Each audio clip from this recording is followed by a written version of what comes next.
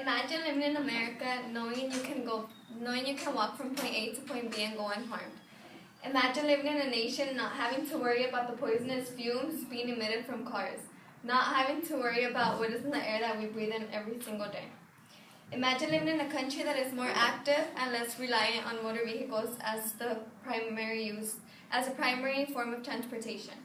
Now, this utopian society that I speak of can become possible with just one minor adjustment, and that is to decrease our usage of motor vehicles as a daily form of transportation. Now, we are all part of a community that revolves around these cars. According to the United States Census Bureau's 2009 American Community Survey, 84% of commuters in the Los Angeles, Long Beach, Santa Ana region drive a car to get from home to work. At times, cars have the strength and the ability to label who we are as a person. But I am not here to tell you to stop buying these cars. All I am doing is asking for you guys to consider decreasing your usage of these vehicles and to become more aware about the effects that these objects have on the world we inhabit. Now, all of us in here know somebody who owns a motor vehicle. As a matter of fact, some of us in here probably already know how to drive and already have our own cars. But do you really know what dangers these vehicles expose us to both globally and physically? Now, that is why I am here today, to make you all aware of the effects that the chemicals let out into the air we breathe have on our health.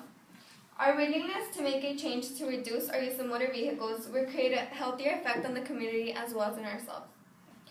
So today I will be talking about how driving can be deadly. Second, I will be explaining how driving puts our body and minds at risk of harms. And finally, I will be talking about why driving is terrible for the environment. By the end of my speech, I hope I can get all of you in here to at least consider using an alternative to driving every here and there. Now, with that being said, let me begin by talking about how driving can be dangerous and even deadly. Owning a car has its advantages, but it does come with its risks as well. According to the National Institute of Child Health and Human Development, founded by Eunice Kennedy Shriver, an advocate for children's health and disability issues, last updated on April 3rd, 2014, and I quote, "Driving carries risks for any driver, but for teens, motor vehicle accidents are the leading cause of death." Now, some of us may have heard about the incident that happened in Xiomhara, but some of us may have not heard about it. According to John Moreno, web producer of KTLA 5 News, and I quote, "Speed was a factor in this multi-vehicle collision in Xiomhara that killed 2 College of the Canyons football players and critically injured another. A woman and her 11-year-old daughter suffered minor injuries." So this is what happens when drivers, when they think it's okay to speed on the road. When they lose control of the wheel, they either lose sight on the road or go past the speed limit. Now, although driving has its risks to it, I do understand that there are some advantages to it. So, for example, let's say we're running late for school, for an appointment, or even for a job interview. Then the most reasonable thing to do would be to just grab our car keys and take off, because we know we're not going to be able to wait for the bus. After having understood the dangers that we, as teenagers, are exposed to when we drive, let us now move on to the effects that driving have on both our physical and mental health. Not only does driving affect us physically, but it also affects us mentally.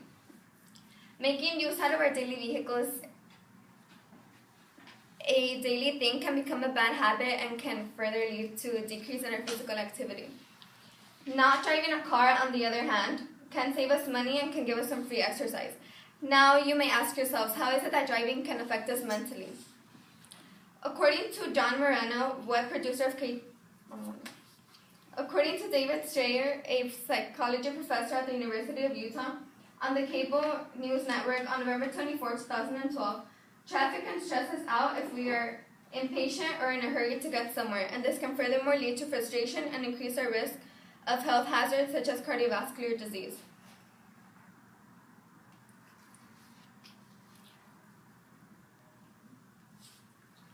Another way in which our health is put at risk through the smog that cars let out. Is through the smog that cars let out. As stated by Paulo Alvarado, a journalist from Argentina, who has focused on environmental issues since 2005. On August 12th of 2009, and I quote, "Car drivers are more exposed to smog than public transport passengers, mainly because of the car's lower height and ventilation.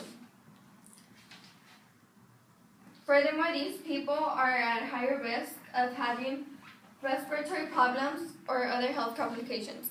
Now that you're all aware of the negative effects that driving has on our body, let us now move on to our final point, why driving is terrible for the environment.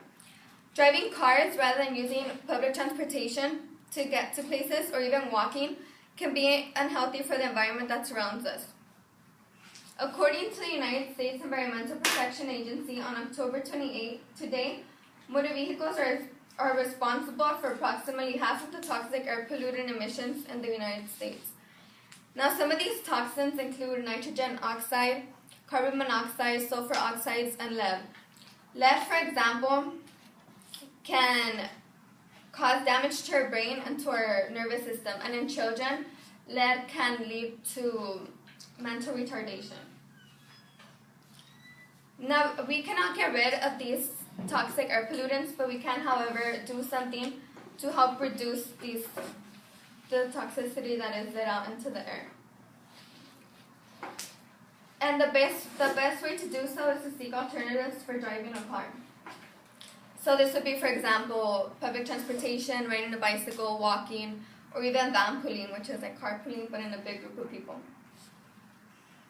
According to the American Public Transportation Association, whose goal is to help bring a better quality of life and provide solutions to any nationwide challenges, last updated on 2014, and I quote, "The latest research shows that in 2011, U.S. public transportation use saved 865 million hours of travel time and 450 million gallons of fuel in 498 urban areas." So not only that, but the more that people use public transportation, the more that this money can be put into better services. Now we need to consider making a change like this one, because not only are we helping our environment grow healthier, but we are also showing that we care about the world that we live in. Now that you're all aware about the effects that the increased use of motor vehicles has on the environment, let us come to an end. In order to create a healthier environment and reduce the risks that expose us to health complications, we need to consider reducing our use of motor vehicles. So now to wrap things up, let me just go over what I discussed with you today.